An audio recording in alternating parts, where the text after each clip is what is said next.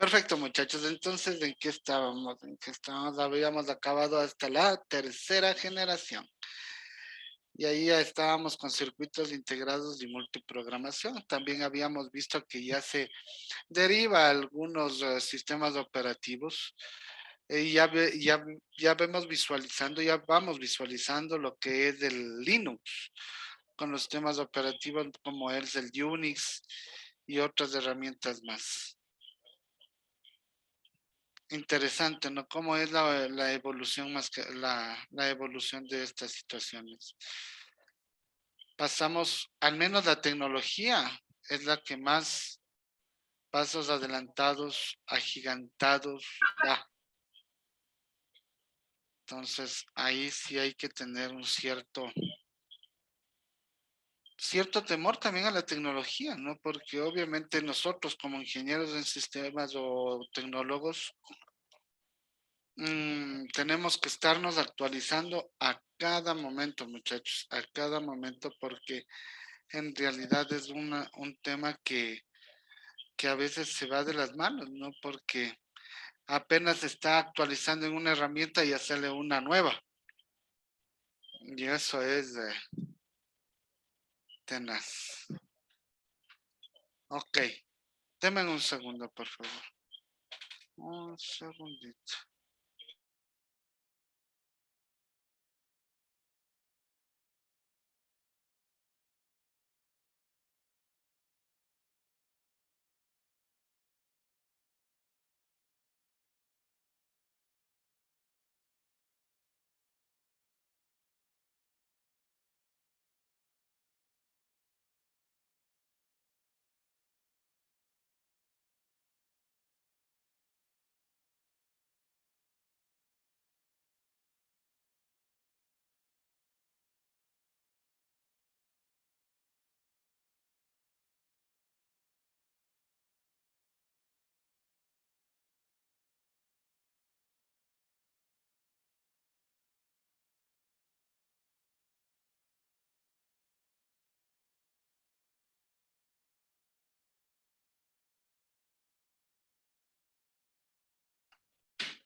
Ya, perdón, discúlpeme. Entonces ahora ahí vamos a la cuarta generación, que es de la generación que más o menos yo nací, en 1980.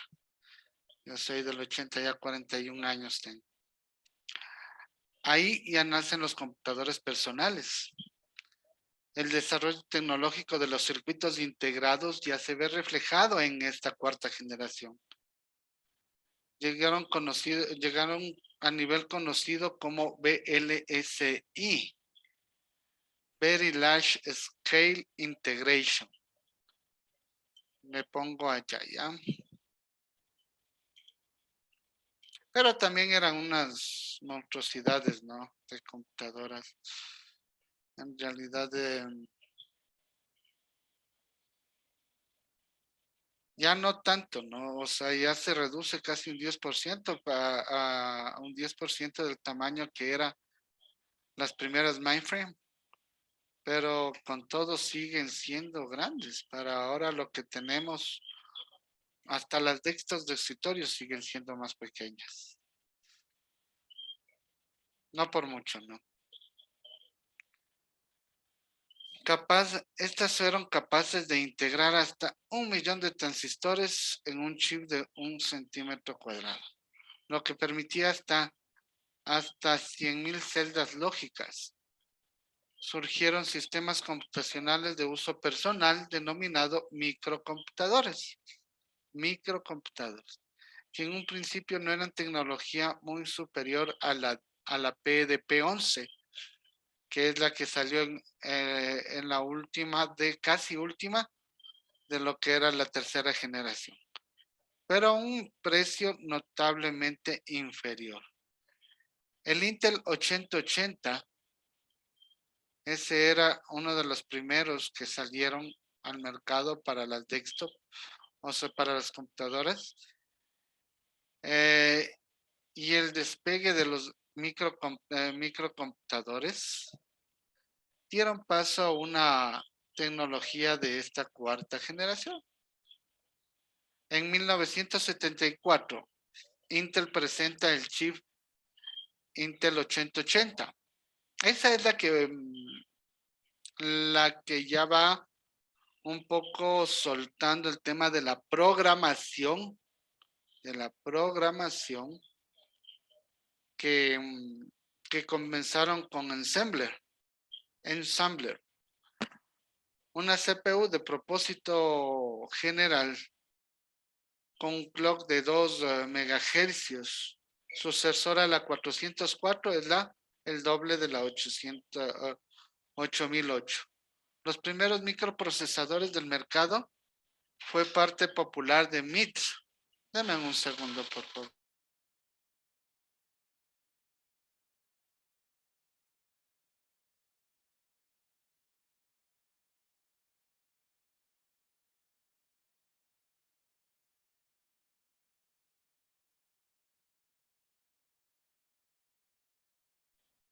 Listo, muchachos. Entonces, ahí salió el MIPS Altair, el 8800, que dio el inicio o el paso a lo que era los microcomputadores. Microcomputadores entre comillas, ¿no? Porque ya vamos a ver ahí que esos microcomputadores no eran tan micro, eran de este aspecto, ¿no?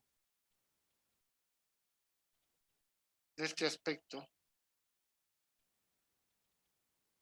Pero ya, o sea, ya fue dando forma a lo que ahora lo tenemos. De dos, un poco se veía como que del doble de tamaño de lo que podemos ver en una compact de escritorio. ¿Sí? Ahí tenemos varios, como ven ahí, unas tarjetas. Miren esta tarjeta de acá al menos. Tiene varios microprocesadores. ¿Sí? Y unos poquitos como si fueran las anteriores máquinas que eran medias feitas, feitas, feitas. Borrarémosle esto. Antes, ahí teníamos, por ejemplo, el MDS, que era el que daba el menú. Ahí también el CMD, que es como entrábamos al menú. Y así era un menú anterior, miren. Se iban se tenía que escoger de esta manera. Al menos había, si mal no me acuerdo, el WordPad. Ese WordPad para escribir un documento era tenaz, o sea, la parte visual era bastante feita. Ahora ni en comparación de lo que tenemos, ni en comparación de lo que tenemos hoy en día. Deme un segundo.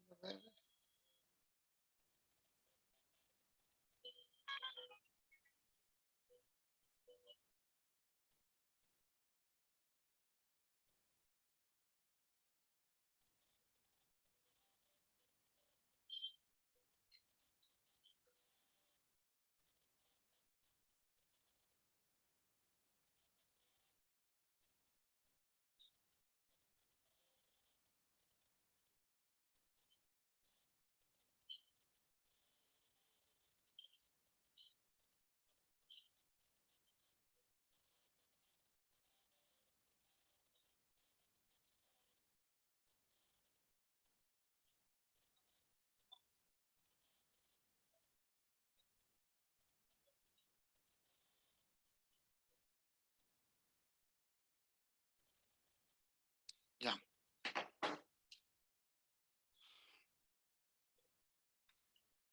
Ok, ahí nace el Intel 8080. Y este Intel 8080 da paso a la programación también. Bueno, programación se podría decir ya deslindando las tarjetas perforadas, ¿no? Porque en realidad siempre ha habido, pero de una u otra manera siempre se complicaba cuando era anterior en el tiempo. Intel deseaba un sistema operativo propio para Intel 8080, por lo cual Gary Kildall, les voy a poner acá, Gary Kildall, aquí donde les pongo, pondremos más arribita. Ahí mismo.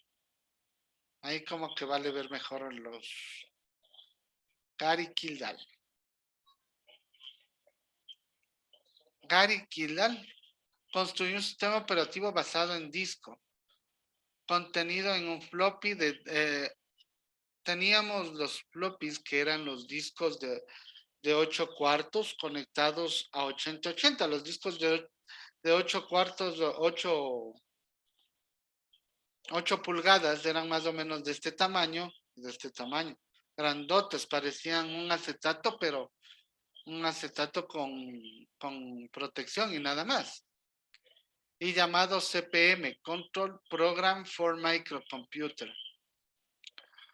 Control Program for Microcomputer.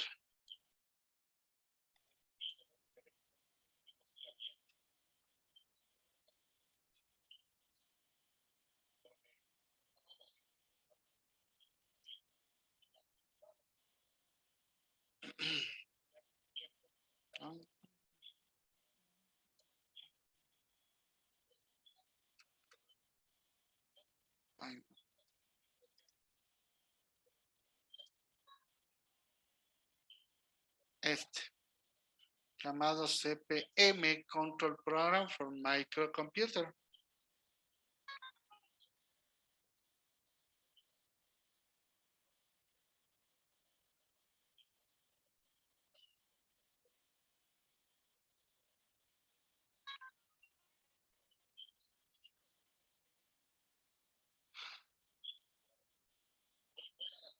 Ya.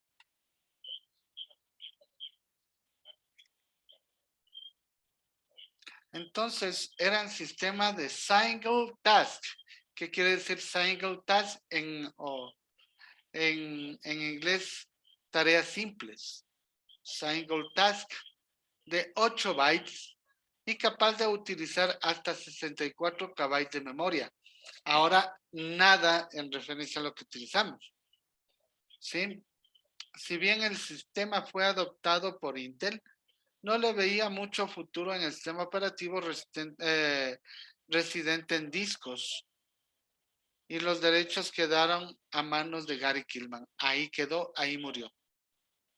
Quien formó la compañía digital Research, y NSA, y hasta ahora existe esta Research, para desarrollar y vender la CPM, Digital Research Acceptón, que diversos microcomputadores usados en Intel 8080, pero también, por otro lado, los microprocesadores de la época, el Siloac S80, microprocesadores, ¿no? Sus microprocesadores son más pequeños.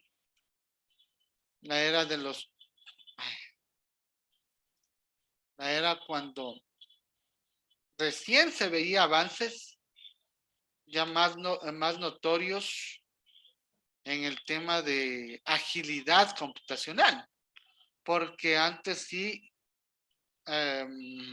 solamente calculaban para hacer sumas o procesos matemáticos bastante complicados. Dominando el mercado durante más de 5 años, este periodo se desarrolló versiones multitareas, de 16 bits, el doble del anterior del single task. Aplicaciones que surgieron bajo la misma premisa,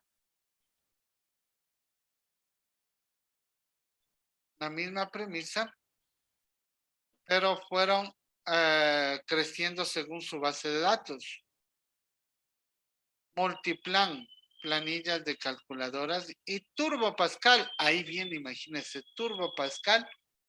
Este sí, algo escuché yo, que yo soy más viejo. Y IDEs y compiladores para Pascal. Imagínense este de acá.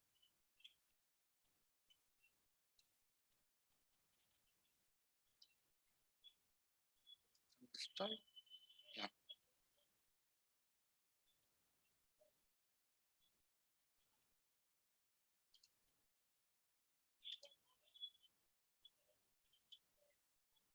Miren, esta parte de aquí es como si fuera el menú de Microsoft. Y más abajo viene todo el texto. Sí, y eso sí era bastante antiguo, pero ya era un más avance que el que ahora tenemos.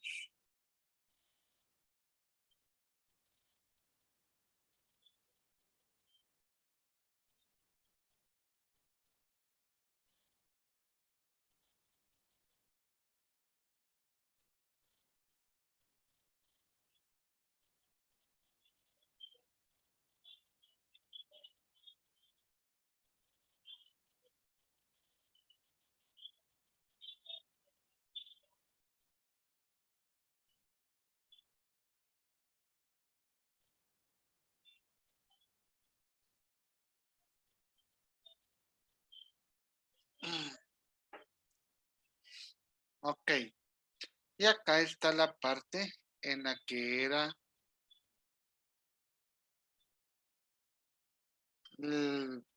donde podías editar el texto.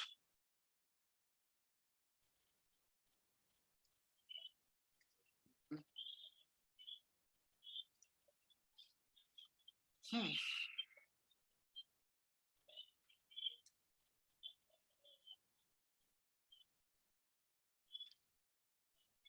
Ahora sí podemos ver el CMD.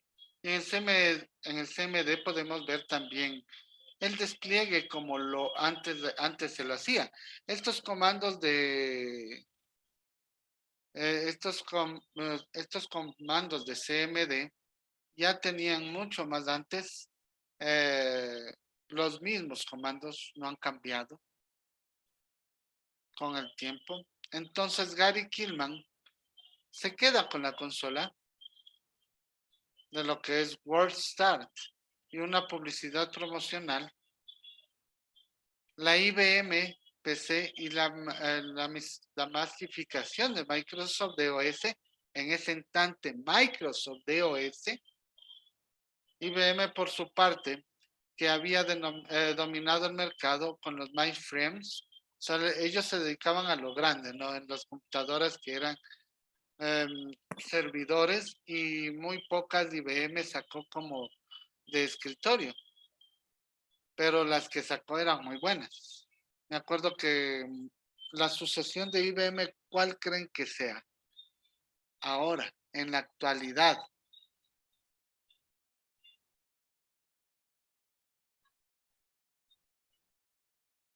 ¿Saben que se me fue la marca? Se me fue la marca del sucesor de IBM. Pero son igualitas, igualitas, igualitas hasta el diseño que tenían las anteriores.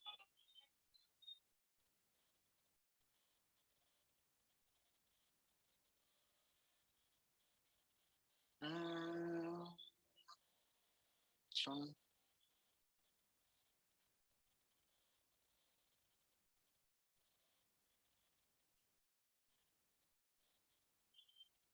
ThinkPad,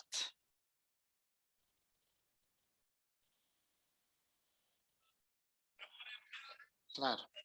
Eran las ThinkPad, igualitas son.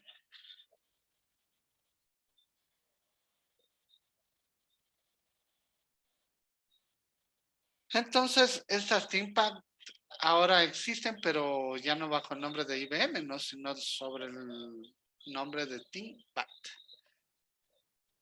Entonces fueron creciendo hasta los 256 KB de RAM y que todavía eso era muy poco, ¿no? Claro que tenía una interfaz bastante baja, pero de igual manera, por eso no tenían tampoco muy alta la memoria, porque obviamente ahí tenías bastante apreciación, pero no en el sentido gráfico.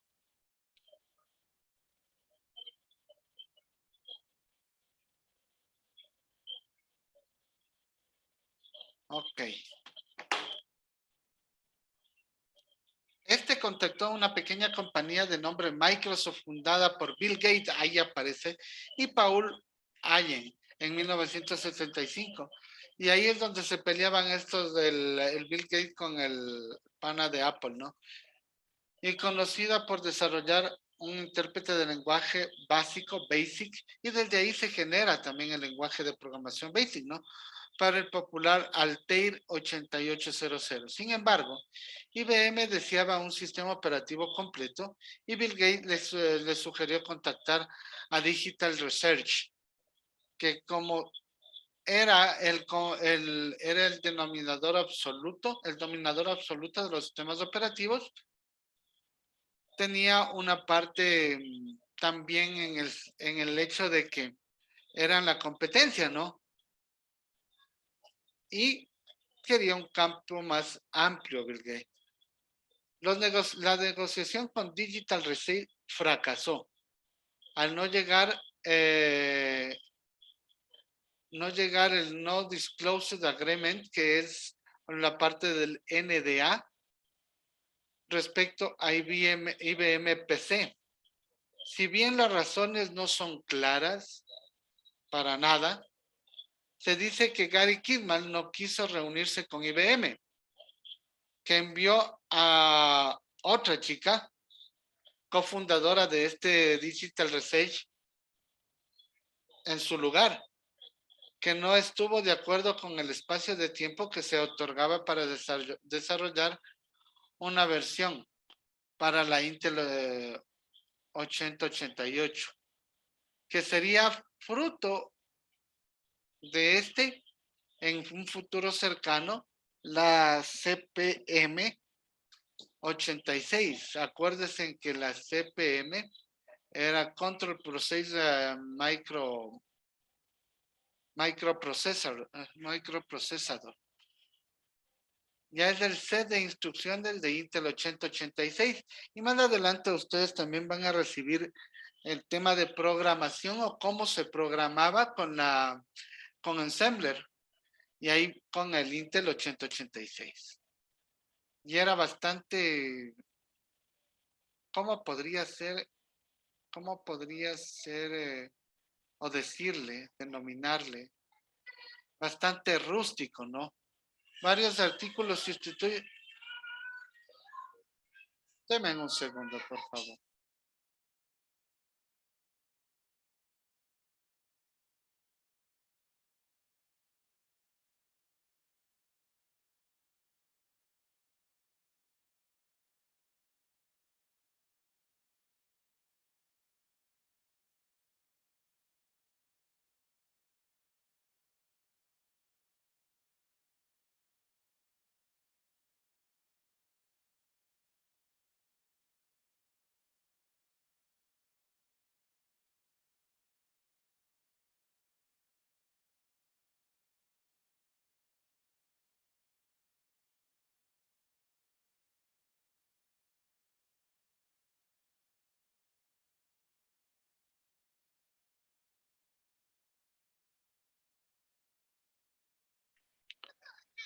Mil disculpas que tengo por aquí un invitado no esperado, pero por acá se coló. Entonces, ¿dónde estábamos? De Gary Killman, que le mandó a otra persona a que fuera la negociación, pero esta fue de doble sentido, ¿no? Porque no podían sacar a tiempo lo que ellos querían.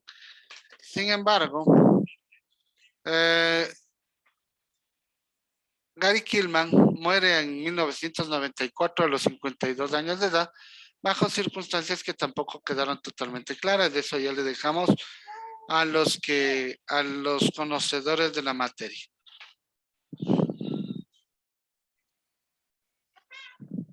está. Lo cierto es de que IBM regresó con Microsoft. Las dos grandes potencias en realidad, porque IBM y Microsoft en ese entonces se robaron gran parte del pastel de lo que era la venta de los sistemas operativos y de lo que era en la parte del hardware, para solicitar el desarrollo de un sistema operativo para su IBM PC. Bill Gates adquirió un clon de la compañía de Gary Kindle, más pequeña, obviamente, era un poco más pequeña, aún llamada SCP, que era Seattle Computer Product. También se encontraba construyendo un sistema basado en 8088. Y antes de la demora en la salida, uno de sus empleados, Tim Patterson, había desarrollado en 4 meses un clon llamado QDOS, Quick and Dirty Operation System. Quick es rápido. Rápido y divertido sistema operativo. Dirty no es divertido. Bueno, en Dirty no me acuerdo cómo era en inglés. Que fue renombrado a 86 DOS, pero Microsoft logró un acuerdo con esta compañía para distribuir y posteriormente adquirir todos los derechos de esa 86 DOS, llamada Microsoft Disk Operation System. Ahí aparece el Microsoft Disk Operation System. Ahí es como se llama MS-DOS. MS-DOS.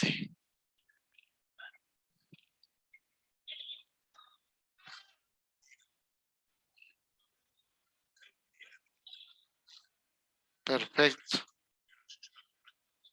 Este sistema operativo junto al intérprete de BASIC fueron ofrecidos a IBM.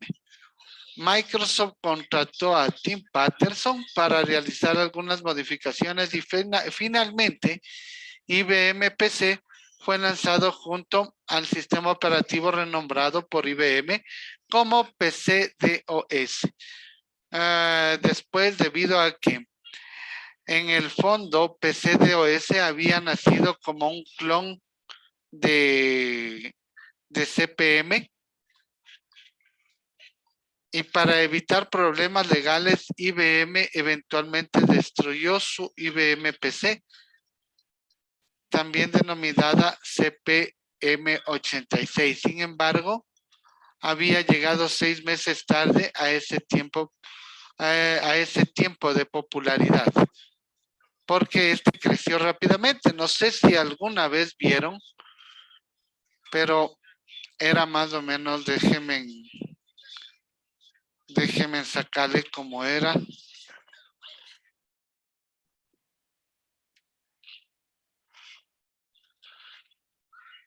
Vamos a ver.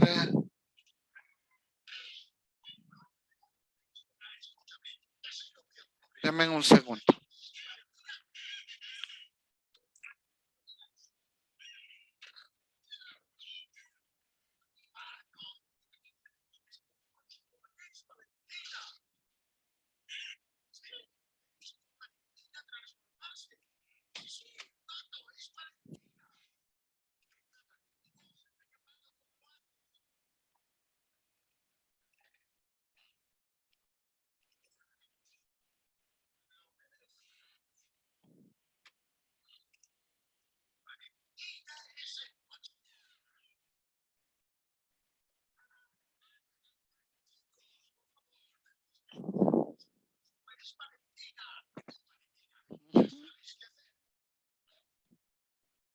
Ya.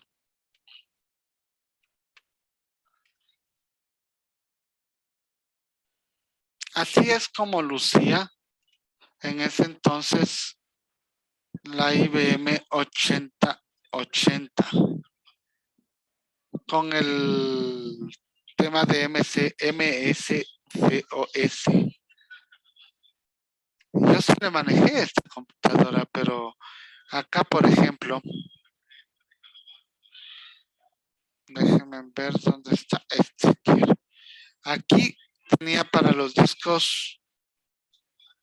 Había en ese tiempo 5 1/2 y 3 1/4.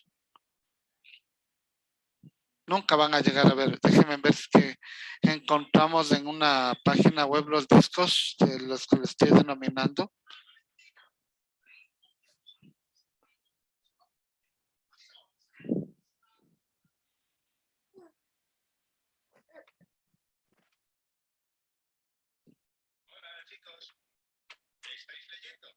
A ver. Discos. 5 1/2.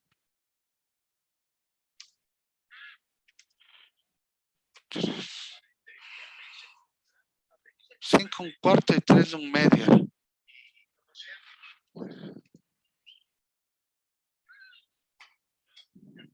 Estos eran los discos.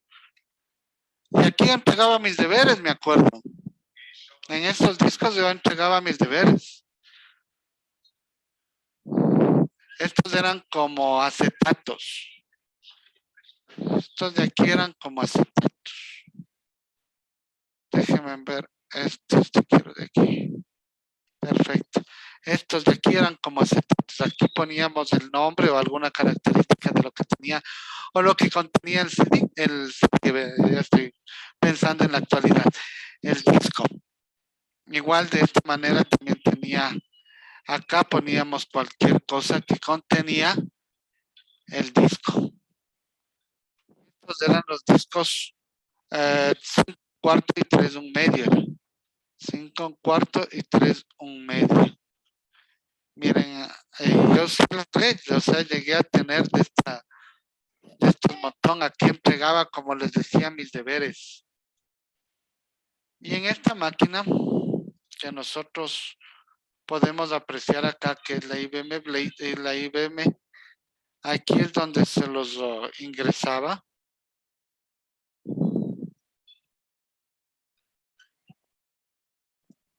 Aquí es donde se los ingresaba los discos para que estos sean leídos. ¿Qué le pasó?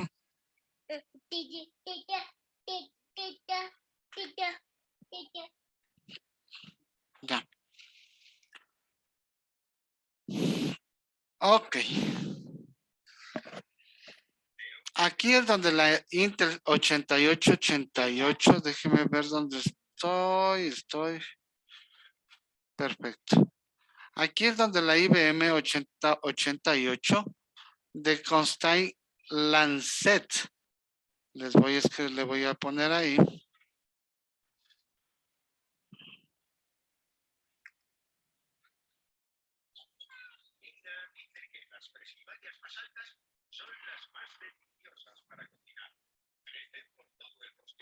Mm.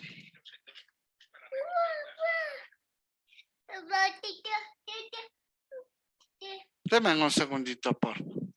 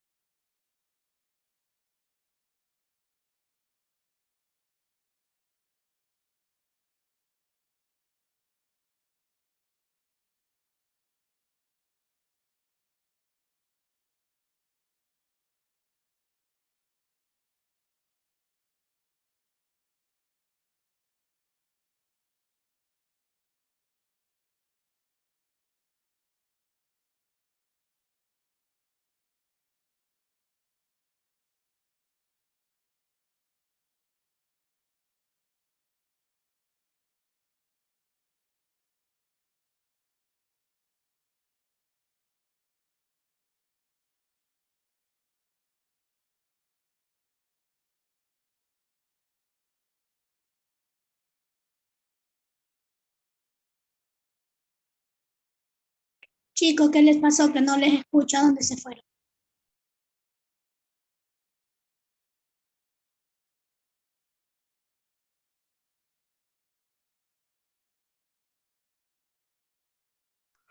Aló, mil disculpas. Ya estoy nuevamente por acá. Me disculpan mucho por este tema, que vino alguien que no debía venir por aquí, por mi oficina. Sin embargo, ya le dejé amarrando en la cama de la mesa. No se preocupen, licenciada, así son los bebés. Ajá. Ya le vine amarrando en la pata de la cama, ya no importa. No, mentira. Ya le vine dejando contentito. Ok, listo. Microsoft, sin embargo, nunca dejó de los derechos sobre MS2. Eso fue una buena estrategia de Microsoft porque con eso el hardware era solamente un instrumento. Lo que vendió en sí era el sistema, los sistemas operativos de cada una de los hardware que tenía. Por eso es que competían ahí entre Apple y Microsoft por hacer algo más amigable. Los demás se quedaron, pero sin embargo, los dos surgieron como tal. Y los que se quedaron ya fueron ubicándose en otro aspecto de la tecnología, como son los servidores, porque como ustedes saben, los servidores funcionan muy bien con líneas de código, ¿sí? Y es más, se los necesita de esa forma. Entonces, este entregó una licencia a IBM. El IBM PC fue tremendamente exitoso. Cada quien en ese entonces tenía una PC de estas condiciones, salvo los componentes de arranque de la BIOS, de la Basic Input Output System, que es un chip, que es un firmware. No es un hardware, no es un software, es un firmware. Es diferente, ¿no? Que tiene hardware y software incluido, que era propiedad de IBM. El resto era una arquitectura abierta, a diferencia de Apple, que patentó componentes cruciales de su hardware. Ellos veían algo más en estética y no tanto ya en funcionalidad versus estética, perdón. Porque ahora lo que es de Apple es súper chévere, ¿no? Y desde antes lo era así. Esto permitió que rápidamente otros manufacturadores empezaron a desarrollar clones populares llamados IBM Compatible, dado que el sistema operativo no era propiedad de IBM. Y Microsoft en ese entonces era que se llevaba la plata porque prácticamente eso es lo que se vendía. Cada constructor podía obtener una licencia de MS2 desde Microsoft para incluirla en su propio sistema. Y desde ahí nació el mundo de las licencias, señor. Ahora Microsoft es licencia hasta por lo que respira. Esto posicionó a Microsoft como el líder en el mercado de los sistemas operativos y desplazó definitivamente a Digital Research. Años después, en 1996, Digital Research en ese tiempo formó parte de la empresa Caldera INC de Nobel. Les escribo acá. Ay. Caldera INC y previamente de Nobel.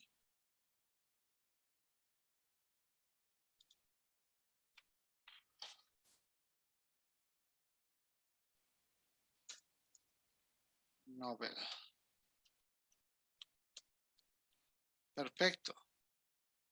Este demandaría a Microsoft por practicar, imagínense, por practicar prácticas anticompetitivas respecto al DRDOS. era bastante ambicioso Microsoft en sí. Era bastante ambicioso.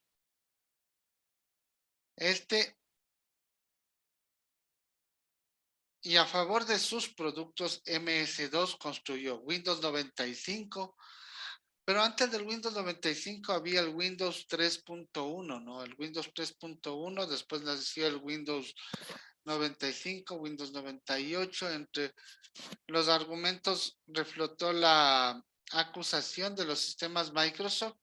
En el fondo, poseían código original de este CPM que era del research. Artículos académicos que investigaban si hubo realmente copia. En el año 2000 se llegó a un acuerdo bajo el cual Microsoft Core comenzó parcialmente a Caldera INC.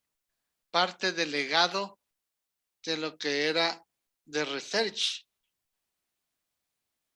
Incluía el formato del nombre del archivo 8.3, caracteres con el nombre y 3 para la extensión. Y la manera de nombrar las unidades de disco A, B, C, D, dependiendo de las que tenga. Ahí teníamos un pequeño cuadro de cómo era en ese entonces MS2 o DOS, que nació como un sistema operativo, muchachos.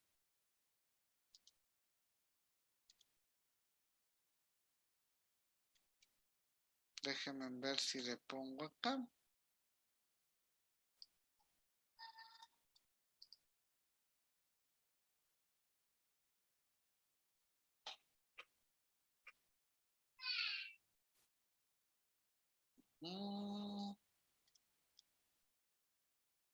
Ahí está.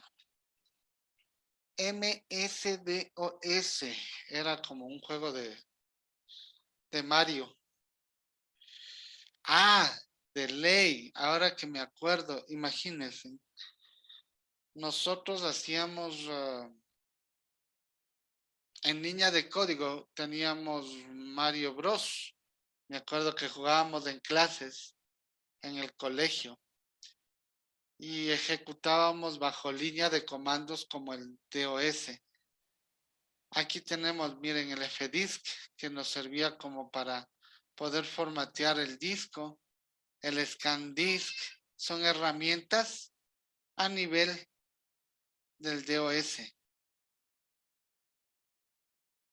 Y así es como nosotros, por ejemplo, si queríamos poner en el C, nos teníamos que pasar al C con C 2 puntos.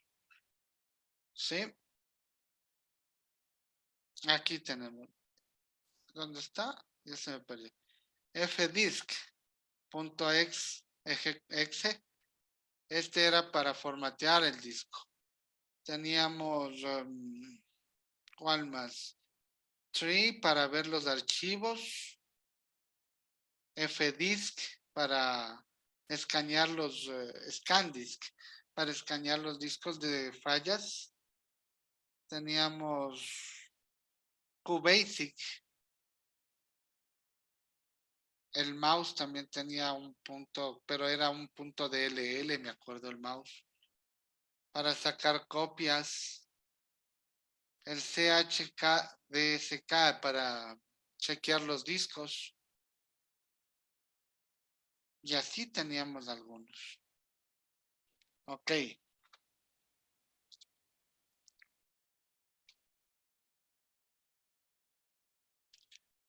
En 1983 IBM lanza con el chip Intel 80286.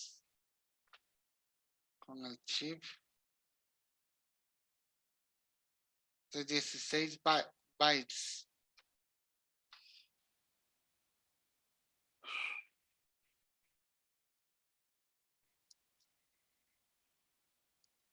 De 16 bytes.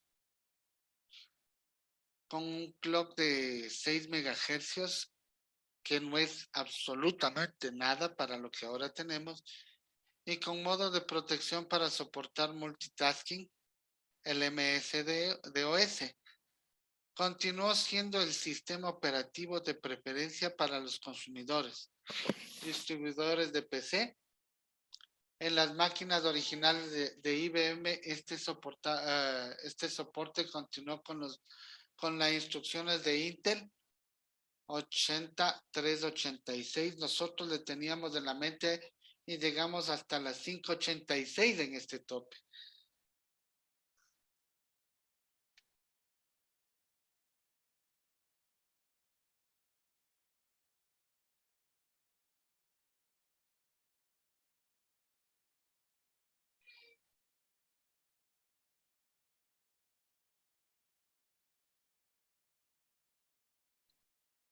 Ya.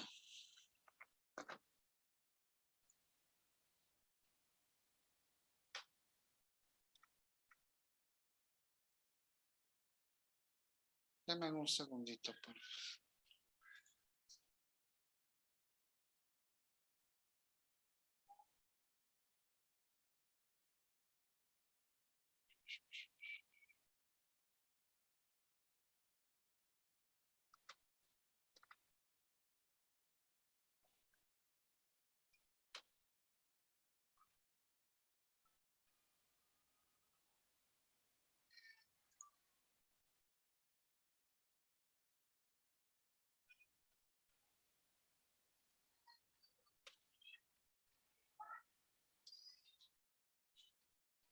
Dame un segundo, por favor.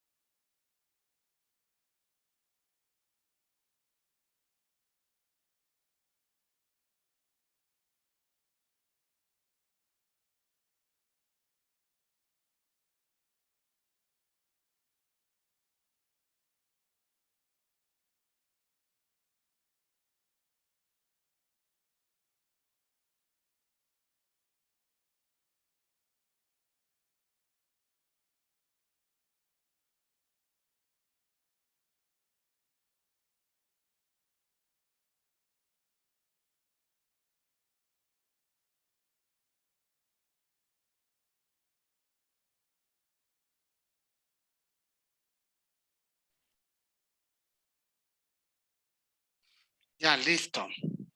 Estoy nuevamente, ahora sí me ha tocado duro con este hombre que me fue abandonando. Mi esposa por un momento.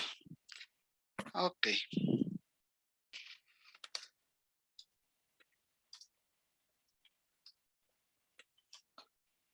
Perfecto. A ver, ¿en dónde estábamos? ¿Dónde estábamos en este MS2 DOS?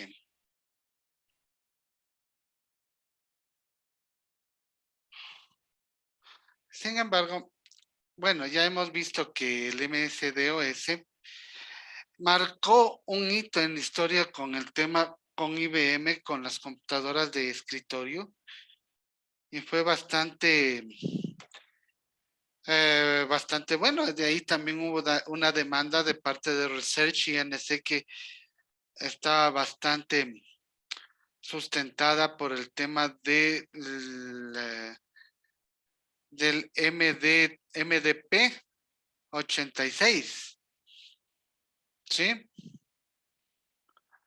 Ahí también se incorpora características de Unix en MS2 como multitareas y soporta nombres largos de archivos. Eventualmente Microsoft produjo su propia implementación de Unix llamada Xenix. Llamada Xenix. Ya que ni sé cómo está que entra y sale a cada rato de la clase. Xenix. Ok.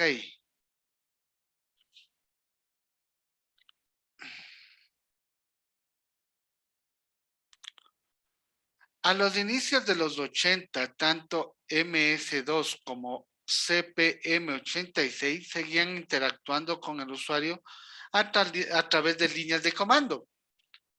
Esto cambiaría debido a la investigación en interacción humana-computador que venía siendo desarrollado desde los años de 1960 por Doug Engelbart.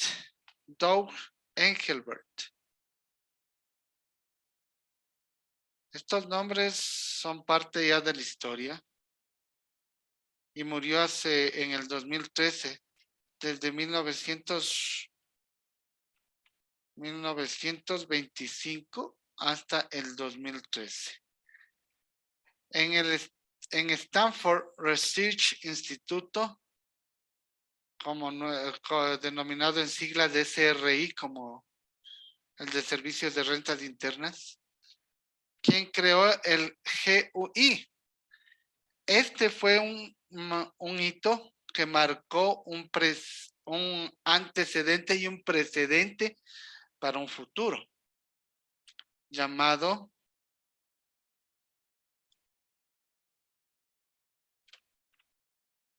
¿dónde le pongo esto?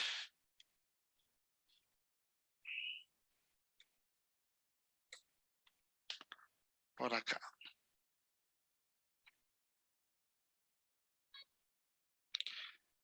GUI. Graphical User Interfaces. Interface en este.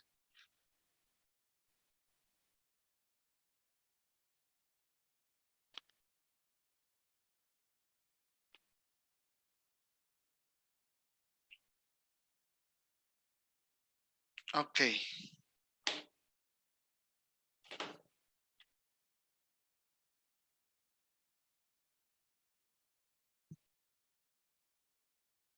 El GUI, ya tan utilizado en casi todos los sistemas operativos como medio de interactuar el computador mediante un conjunto de abstracciones gráficas como ventanas, iconos, menú, hipertexto. Aquí, dame un segundo. Ahí queda también Berners-Lee, que ayudó en este concepto. Y un novedoso dispositivo llamado mouse. Imagínense, el mouse que era capaz de ejecutar comandos básicos mediante líneas gráficas. Su trabajo, el sistema NLS, que era línea de comandos, líneas de sistemas de comandos, fue presentado en un evento histórico que se conoció posteriormente como The Mother of All Demons, la mamá de todos los demonios, demostración. Vale la pena verlo. Valió la pena verlo en 1968. Tuvo tanta influencia que este tipo de interfaces se empezó a usar en el Centro de Investigaciones de Xerox y particularmente en su computador Xerox de ese entonces. Y era totalmente, ¿qué les comentaré?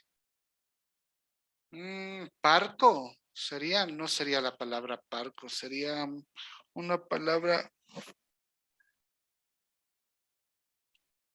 o sea, muy rústica sería la palabra. Rústica sería la palabra. Vamos a ver. Y sí me acuerdo, bueno, haber visto por lo menos algo de esto.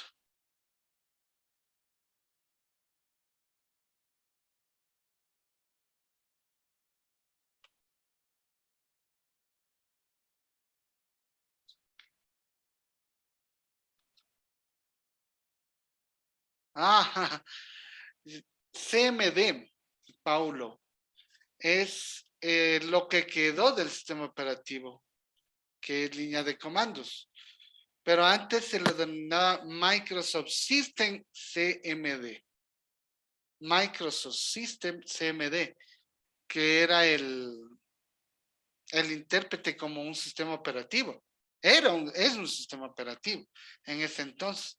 Y se ejecutaba bajo línea de comandos todo lo que querías realizar. Si querías hacer un texto, entonces tú ingresabas primero al MSDOS, ejecutabas el WordPad que era en ese entonces e ingresaba ahí al Word.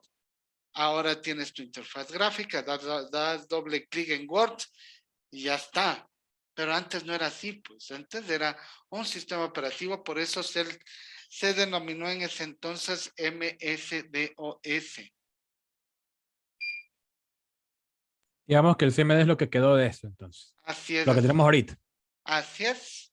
Y ahora solo es un bash. Un bash, un comando de Como una una consola, ¿no? ventana, una consola, va perfecto, Pablo, donde tú puedes ingresar los comandos para ejecutar ciertas actividades, no todas, ahora la mayoría lo hace el sistema operativo en sí. Déjenme poner una imagen.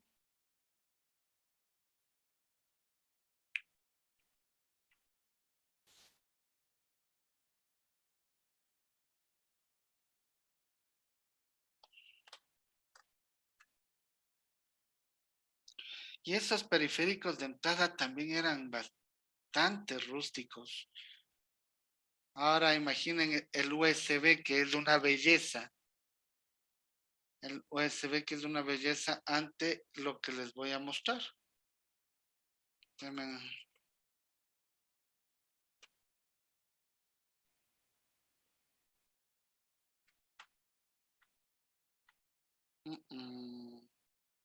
Mal hecho.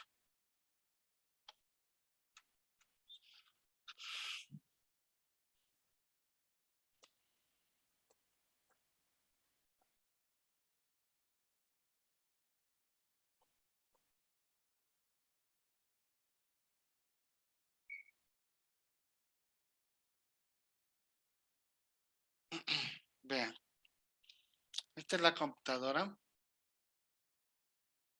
con los primeros pasos del GNU. ¿Sí? Perdón, GUI. Acá tenemos, imagínense en esta pantalla, bastante rústica. Y estos eran los periféricos, miren. una monstruosidad los periféricos de entrada, bastante grandes, pero ya se fueron dando estos primeros pasos en lo que ahora podemos tener. Ahora tenemos bastantes cosas que son súper, súper, súper chéveres. ¿Quién iban a creer si este man, como digo yo, ahora despertara y viera todas las novedades que tenemos? Se queda loco. Se queda loco. Ujú. En 1900, vimos que en 1968 incluso este man llamado Doug Elbert inventó este tipo de dispositivos que hoy lo tenemos a la mano. Apple y la evolución creó al Mac OS, pero Mac OS ya tenía una interfaz gráfica mucho más amigable. Si habrán visto la película, ahí empezó con la Lisa, que le denominó por la hija, ¿no? La Lisa. En 1983, Apple Lisa revolucionó el mercado para posteriormente encontrarnos con la Apple Macintosh, los primeros computadoras personales incluyó una interfaz gráfica igual GUI, pero mucho modificada, se podría decir. Se haría populares al acercar el uso del computador al público general e incorporar el concepto de user-friendly lines, usuarios amigables por línea. Se dice que Steve Jobs, cofundador de Apple, habría tenido la idea de incorporar GUI a sus próximas computadoras de Lisa, denominada Lisa, luego de una visita que realizó en 1979 en Xerox PARK. Como Xerox también adoptó esta GUI, él también quería revolucionar, pero con algo mucho mejor.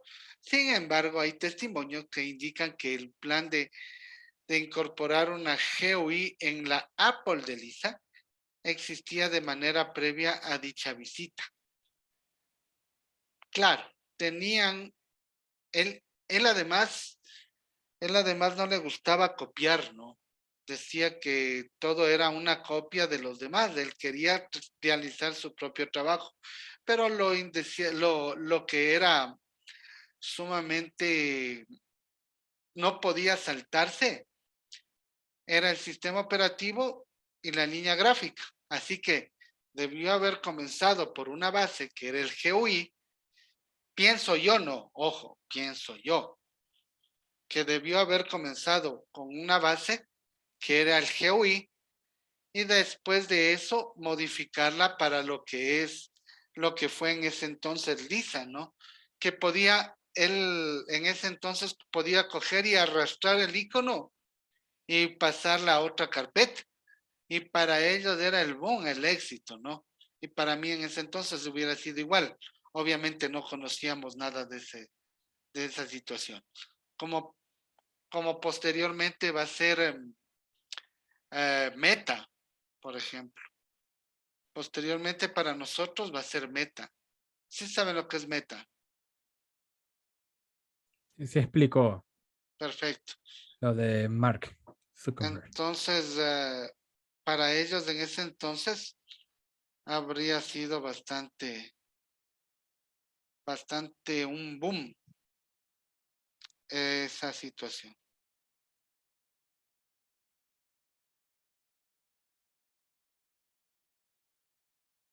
Ay, ya. Ay, qué listo. Entonces, me imagino que han de haber llegado a Xerox PARK, que acuérdense que les dije anteriormente que ellos incorporaron en su línea de computadores al GUI. Entonces, por eso vieron cómo estaba incorporado estos diseños gráficos. Y poco después sacaron la Lisa Technology Apple más pequeña, con el mouse y con todo lo que un sistema operativo básico podía tener en ese entonces, imagínense. Y podían llevar al basurero y borrar las cosas como querían. Voy a pasarla voy a pasarla acá. Deme un segundo.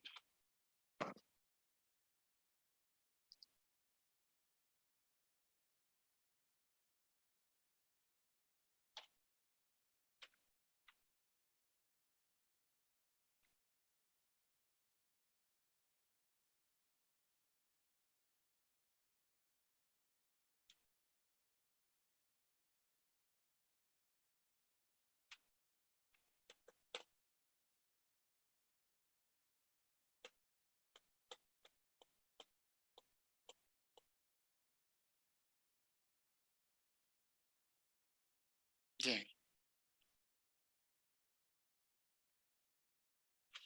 Vean, la Lisa. Y se sentían súper emocionados por esta Lisa. Pero primero todo esto era un solo cuerpo, ¿no? Un solo cuerpo. Y ahí dice, ¿por qué no podemos sacar la pantalla del teclado? Antes era un solo cuerpo. Después sí lo sacaron del teclado. Y el mouse que tenía era este. Bastante rústico. Y miren la línea de gráfico de ese entonces. Eran bits, Ah, eran como bits, ¿no? sí, Como sí, sí. píxeles, Claro, y blanco y negro. Ahí es blanco y cuando negro, dijeron, si vieron la película me van a seguir en esto. ¿Por qué no podemos dar colores a las cosas? Dijeron ahí. Y ahí es cuando sacaron sus computadoras con colores. Decía porque es mucho más cara, que no les va a gustar al público. Había varios comentarios, pero en realidad ahí cuando sacó en este sentido, sacó con colores ya las cosas, sí fue bastante revolucionario. Con esa que parecía, no me acuerdo qué colores tenía, era azul y blanco, la Macintosh, y era bien bonita la computadora, pero era como un huevito, ¿se acuerdan? Era como un huevito esa de ahí. Y era simpática, me gustaba mucho. Yo en esos tiempos me acuerdo que no tenía posibilidades tantas de económicas como quería, pero les veía y me daba ganas de comprarme una así.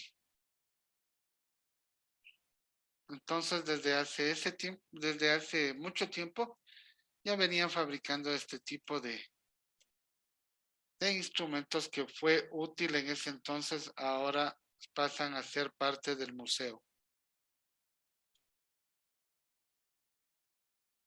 Ujú.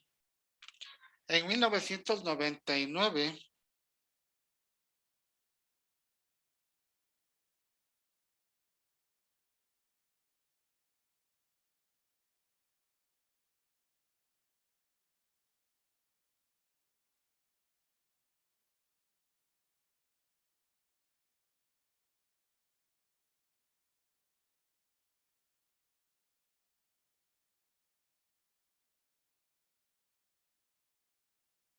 ya. En 1999, el sistema operativo de las computadoras de Apple, llamada ahora Classic Mac EOS, se trataba de un kernel monolítico desarrollado por Motorola. Su última versión fue el Mac OS 9. De ahí los kernel que tomaron origen en este fueron a partir o a raíz de Unix, llamados microkernel desarrollado en la Universidad de ¿Cómo se llamaba esta universidad? Carnegie Mellon.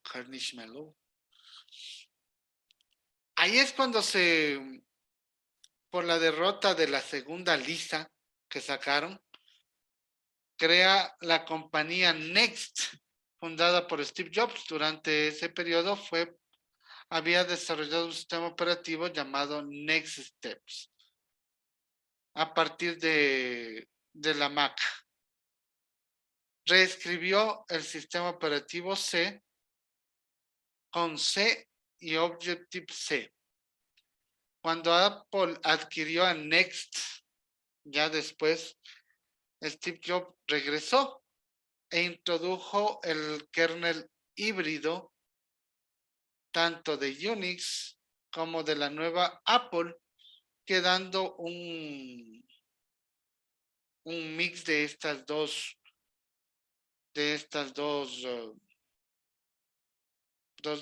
versiones.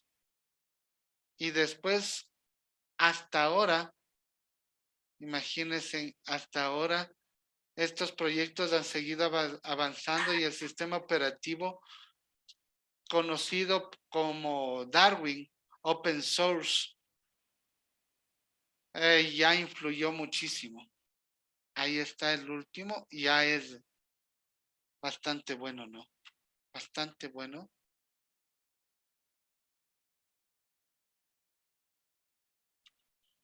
Ya tiene la composición de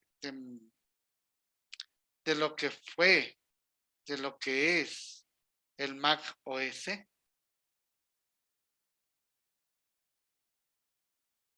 Ay, qué bruto, déjame un segundo. De lo que es el Mac OS y ahora sí va dando una nueva compostura general. Imagínense pasar de eso al sistema operativo de Darwin y OS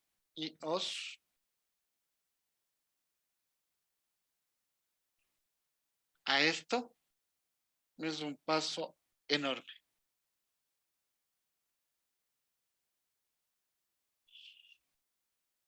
Y ahí se fue quedando la manzanita como ya debe ser. Listo, muchachos. Quedamos hasta ahí. Bastante de historia. Uno se abomba también con toda la historia que hay detrás de la evolución de la tecnología. Bueno, señores, entonces quedamos ahí. Cualquier cosa me están escribiendo. Me dicen que tengan una bonita tarde y nos estamos viendo con ustedes cuando el día viernes, ¿no? Cuídense, muchachos. Chao, chao. Bueno, Gracias. tenga buen día. Chao. Gracias. Chao. Gracias. Chao, chao.